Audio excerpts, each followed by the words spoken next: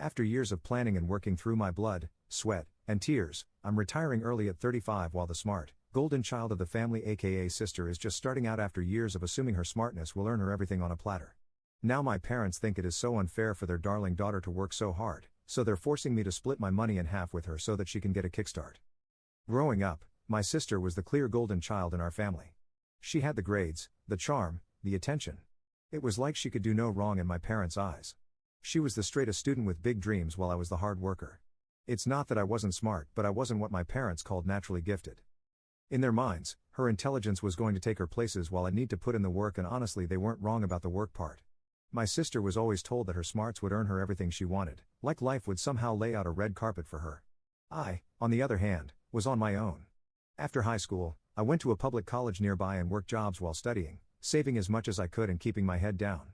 I didn't rely on my parents to cover my bills or tuition. I made it work, taking on night shifts, tutoring, and even doing some freelancing to make ends meet.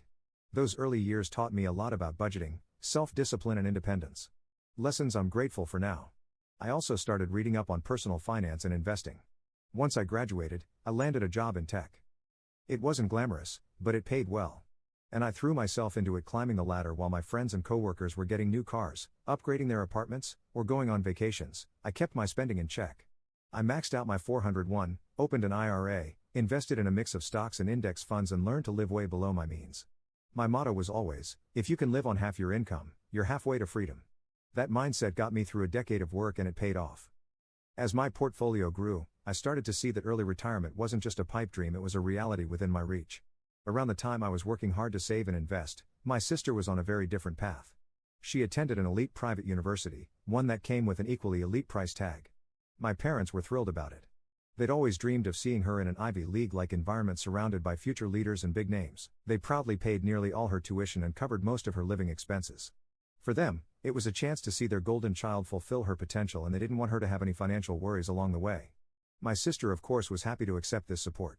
She was used to the idea that my parents would take care of her, and she didn't think twice about the expenses involved.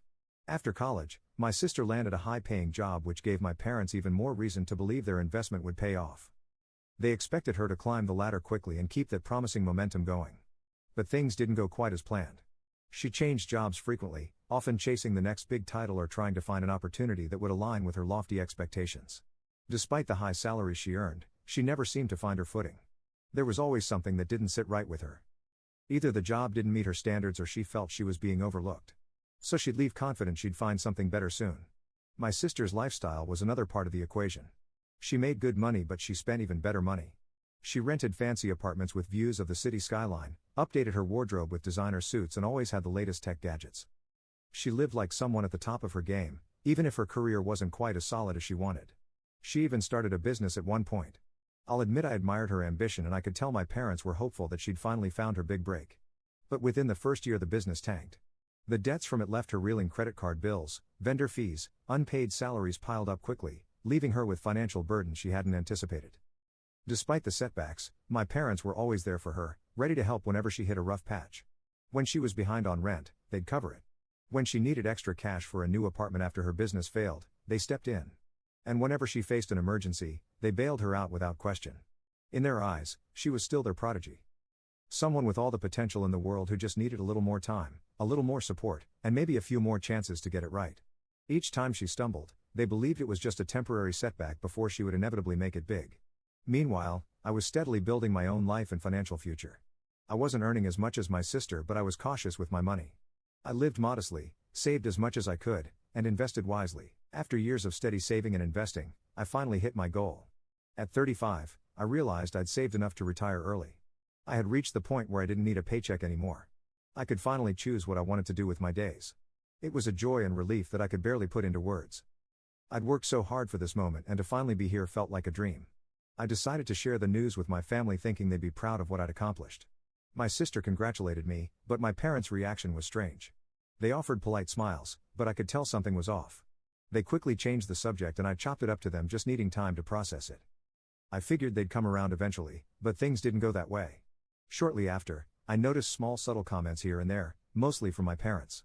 At first they'd mention in passing how everyone has their struggles or how families should be there for each other through thick and thin. It was odd, but I brushed it off. I didn't think it was directed at me or my financial situation. But then the comments started getting a bit more direct. They'd bring up my sister talking about how she was working hard and how she was still a prodigy with great potential but had just faced some unfortunate setbacks. They've mentioned that not everyone has the same opportunities to save or that not everyone has the same luck with money. I tried to ignore it, but the hints kept coming and it started to feel like they were building up to something. One evening, after a family dinner, my mom finally came out with it. She told me they were worried about my sister, mentioning that she was stressed about her debts and that it was keeping her up at night. She said she just needed a little help to get back on her feet. She didn't come out and ask directly, but she hinted strongly, saying how fortunate I'd been with my career and my investments and that maybe, just maybe, I could lend her a hand. I told her politely that I'd think about it, hoping that would end the conversation, but it only fueled their efforts. Over the next couple of weeks, my parents kept dropping hints, each one stronger than the last. They'd mentioned how unfair it was that one child would retire young while the other was still struggling, or how if one family member succeeds, they all succeed. It was becoming clear they thought I should split my savings with her or at least loan her a substantial amount to get her on her feet. They figured since I wasn't working anymore, I wouldn't miss the money and could spare some for family. The more they talked, the more it hurt. I realized that to them, my hard work wasn't really worth celebrating. It was just a pool of resources they could tap into for my sister's sake. They saw my success as something I could share as if I owed it to the family. But this wasn't some windfall or inheritance. This was the result of years of living simply, sacrificing and focusing on a single goal. I hadn't asked them for a penny since I left for college. My sister, on the other hand, had relied on them at almost every turn, yet they still expected me to be the one to bail her out. Now last night my dad called and laid it all out. He said they thought I was being selfish for not offering to help my sister. They said the family was supposed to be there for each other, and since I was clearly well off, I should want to make things easier for her.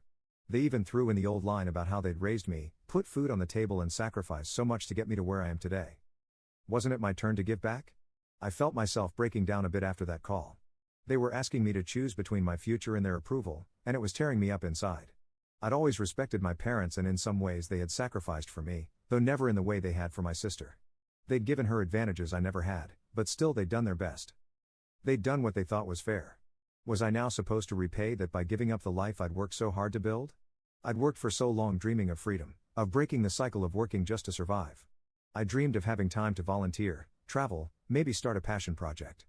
But now I was asking myself, am I being selfish? My parents raised me, they provided for me, taught me discipline and encouraged me in their own way. Even if it was different than how they treated my sister, should I give her the leg up she needs simply because she's family? It's a hard choice, and even now I'm not entirely sure what's right. Update 1.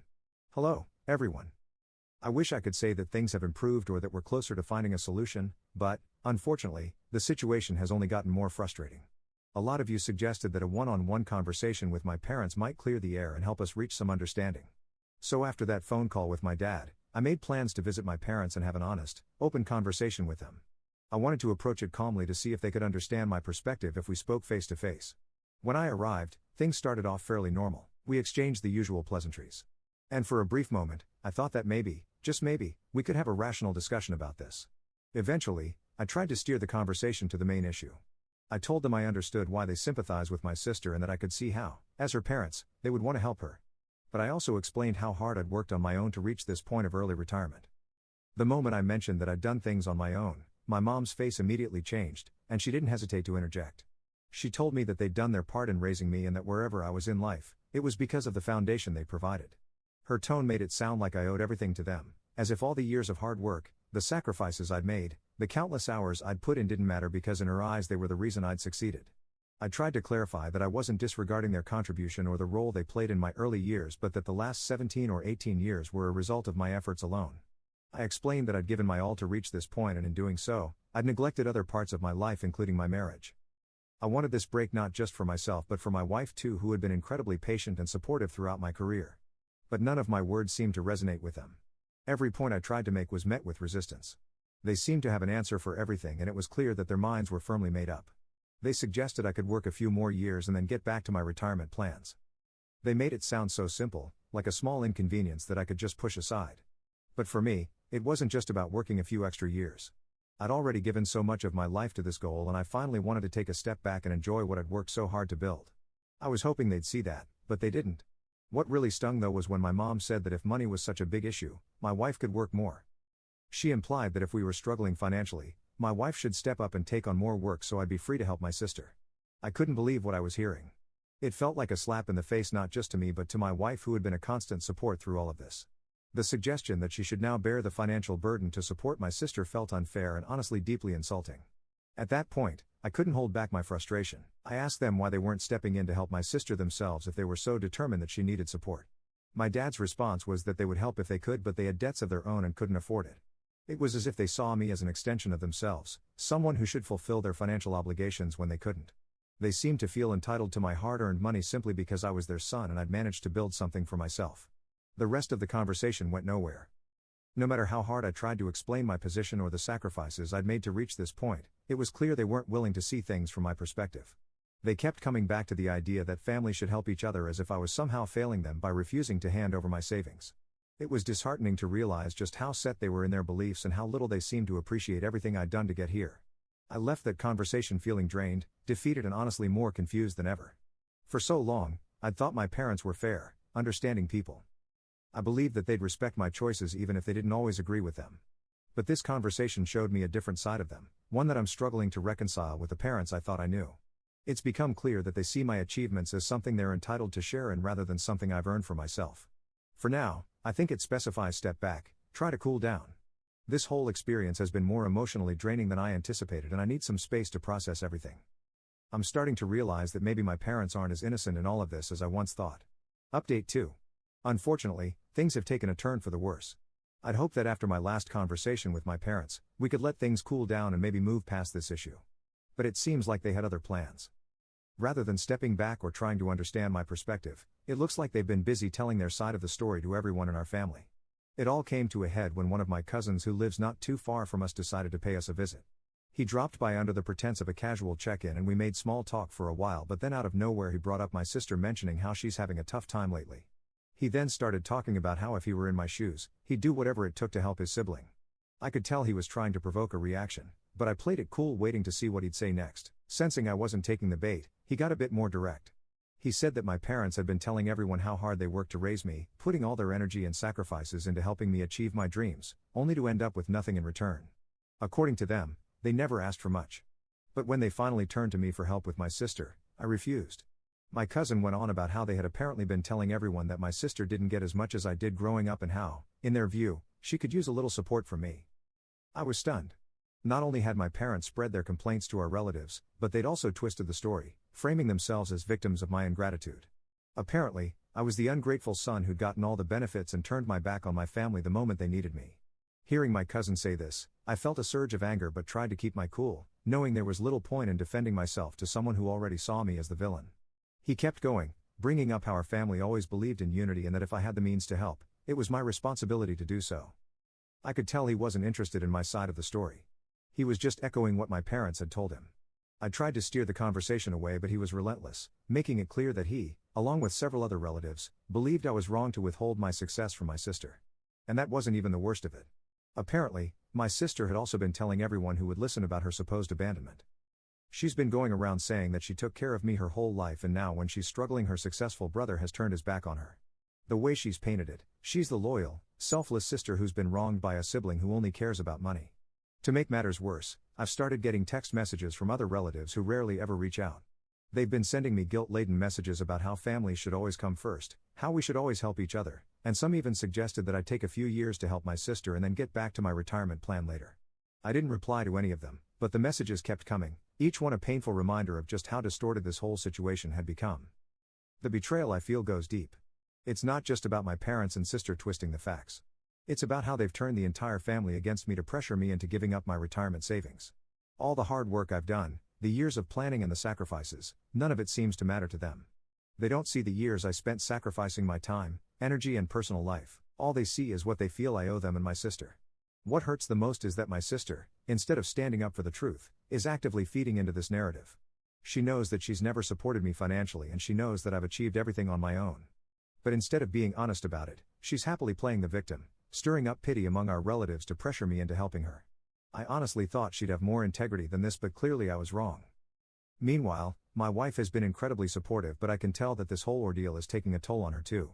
She's been my rock, standing by me and offering comfort, but even she's feeling the weight of the situation. My parents' remarks about her working to support my sister really upset her, though she's tried to brush it off. But it's painful for her to see me going through this, especially knowing that the people I trusted most are the ones causing me the most hurt. I feel like I'm stuck in a nightmare where no matter what I do I'm cast as the villain. If I stand my ground, my family will continue to see me as selfish and ungrateful, but if I give in, I'll be sacrificing everything I've worked so hard to build, not just for myself but for my wife and our future together. It feels like a lose-lose situation and the pressure is relentless. At this point, I just want this drama to end. The constant guilt-tripping, the messages, the whispers behind my back, it's wearing me down. I've spent years working hard to build a life I'm proud of, and now it feels like my family is trying to tear it all apart. I don't know what else to do, but for now I think the best thing is to keep my distance from the people who've made it clear they don't have my best interests at heart. Update 3. Hi. First off, I just want to thank each and every one of you for all the responses and support you've shown me. Reading your comments and advice made me realize I wasn't alone in this, and honestly, it kept me grounded through everything. It's comforting to know that so many people have my back. This whole mess with my family has been exhausting. But I felt like I owed you all one last update. So here we go. For a while, I tried my best to ignore all the family drama. I thought maybe if I didn't engage, they'd eventually get the message and stop. I ignored the constant texts and guilt-tripping messages from relatives. But as the days went on, it felt like they were only ramping up. The pressure became unbearable, and I knew I couldn't stay quiet any longer. So I decided to take matters into my own hands. I paid a surprise visit to my parents' place, ready to confront them directly. To my surprise and irritation, my sister was there as well. The moment I walked in, I could see the smug looks on their faces. They were all sitting in the living room looking so self-satisfied, as if they believed I was finally coming around to their demands.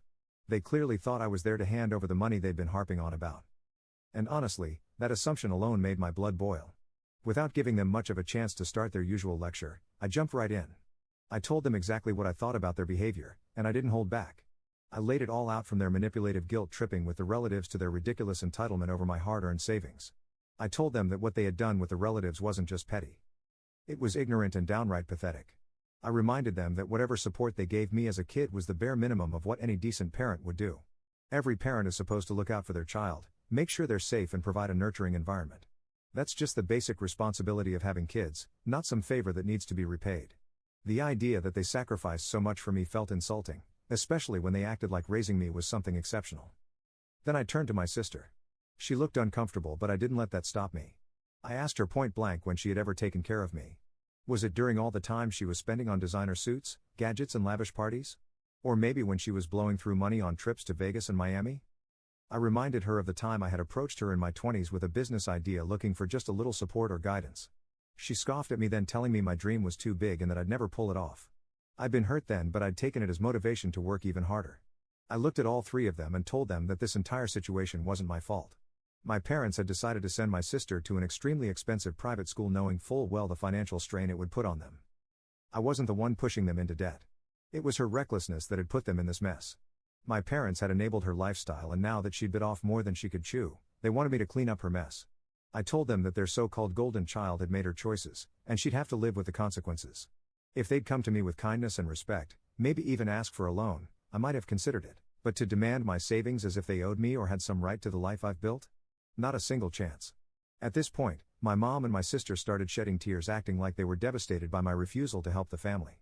My mom went on about how they never meant to offend me and that they just needed my support. She kept calling my sister a failed prodigy who just needed a little help to get back on her feet, as if that would justify everything they'd done. Watching them, I realized just how manipulative they'd become. My mom's pleas, my sister's sob story, it was all an act, a way to guilt me into giving them what they wanted. The whole thing felt like a sad rehearsed script. It was clear they had no remorse for how they treated me, only regret that their scheme hadn't worked out as they'd hoped. I didn't waste another minute there.